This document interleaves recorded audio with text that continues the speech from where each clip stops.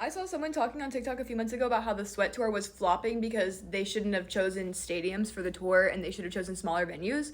But they're literally selling out now, and I think that's an example of we shouldn't have to expect artists to sell out venues immediately right away for them to be successful. Like, they're not flopping if it takes a few weeks for the venue to sell out. That's just normal. Like, we shouldn't normalize that level of extreme success because not everyone's gonna be like that, and that doesn't mean that they're not successful. Just because we don't have Taylor Swift level of selling out immediately doesn't mean that the artist isn't successful or that they're flopping. Like, that's very extreme and once in a lifetime type stuff. Like, how do y'all not get that?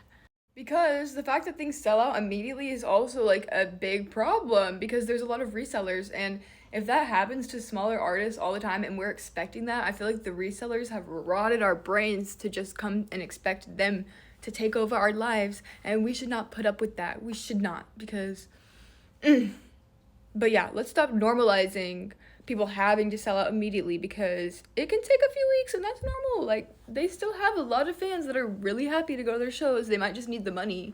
Like, and I would prefer to wait a few weeks so that I can actually save up money and actually still be able to buy the ticket, because a lot of times artists will be like, I'm going on tour, and then they release the tickets the next day. I didn't have time to even get paid or get money. Like, unless I already have the money for that, I have to like set aside a concert fund that I could just like go into at any point, because they literally release them and the next day you're like, okay, sold out. Like, bitch, fuck.